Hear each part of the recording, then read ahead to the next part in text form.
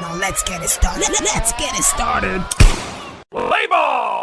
For the second time in 7 days, Kylian Mbappe missed a penalty for Real Madrid. They got a penalty in 68 minutes and he missed it again. So, is it a confidence issue for Kylian Mbappe? Because when he was at PSG, he's been scoring penalties. He hardly missed penalties at PSG. Even for France, he scored actually 3 penalties in that World Cup final, which was a pressured game. It was the highest pressure for a footballer, and he scored 2 penalties, 3 penalties in total in the World Cup final. But since he has been to Madrid, I don't know if it's a confidence issue or not. But what is wrong with Mbappe? He missed another penalty, because that penalty would have actually brought them back to the game.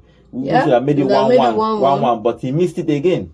You know, Real Madrid lost that game, I think, off the bat of him missing that penalty. I think so because too. let's not forget that penalty came after they conceded a goal, and shortly after that penalty, Bellingham got on the score sheet. That would have meant they would have been 2 goals up against Atletico, and they would have, at least, worst case scenario, settled with a point, because Atletico scored again in the 80th minute. So that at least the game should have ended 2-2.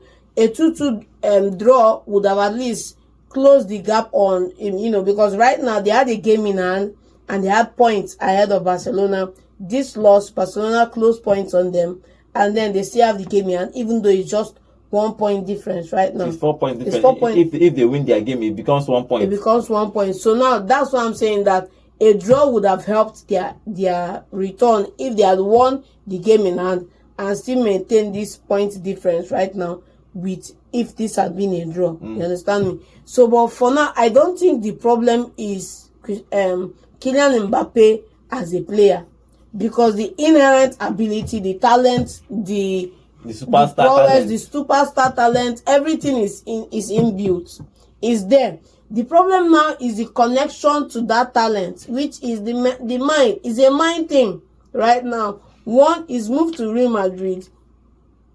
He hasn't been as prolific for Madrid as he's been at PSG. That's one.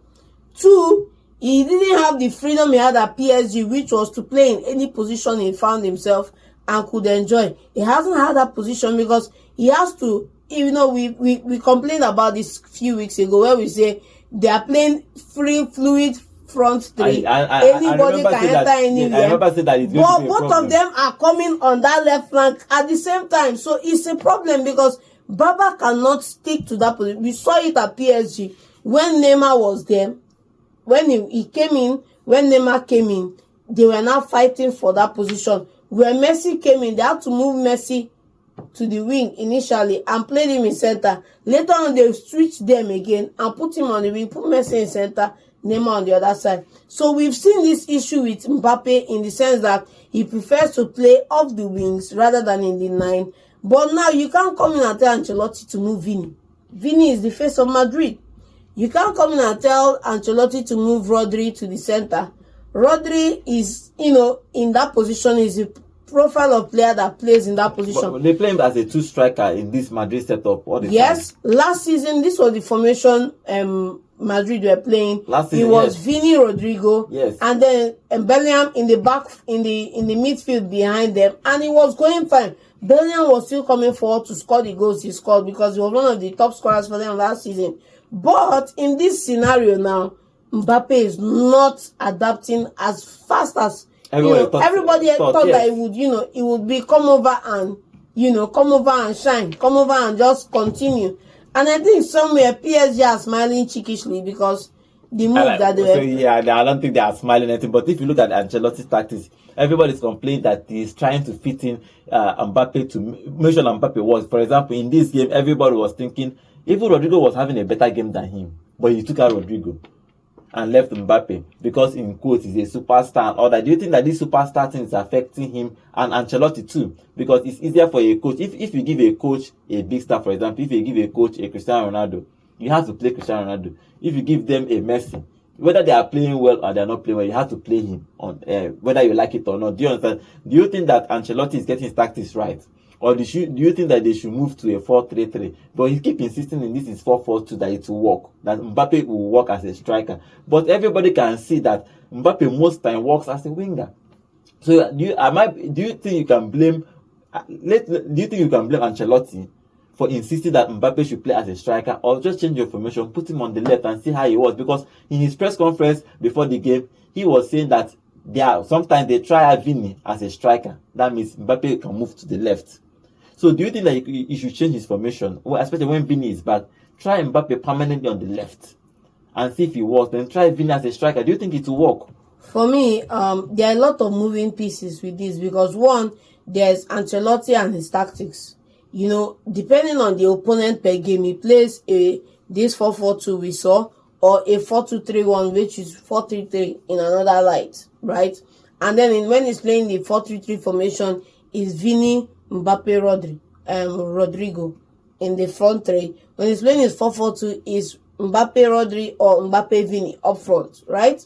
For me, there are two things that I'm going to say on this matter. Number one is that, yes, when you bring in a superstar, you have to play him. You have to play the superstar until it works. Until it works. Otherwise, you've wasted that. You admit to the press that you've wasted the money, and the superstar you brought in is on the bench. And once the superstar is on the bench, confidence goes down. More stories in the press, more negative attention, which you, the manager, do not need. So for one, he cannot bench Mbappe because press is going to come for him. A lot of unnecessary attention will come to Mbappe. Mbappe's confidence too will drop, because one thing that has not happened throughout this period is Mbappe can get frustrated. Mbappe can get tired of this situation, but Mbappe has not lost his confidence as a player. He's scoring in his penalty thing. As a player, he has not lost his confidence, right? So for me, the issue has to be Madrid do not have anybody that will play in that 9. Right? That's the vacuum in Madrid.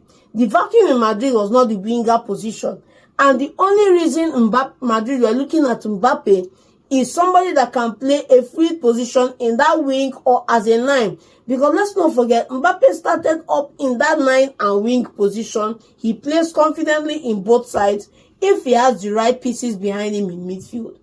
Now, Mbappe moved squarely to the wing for PSG. He refused to play in that 9 position when Messi and Neymar were there with him, right?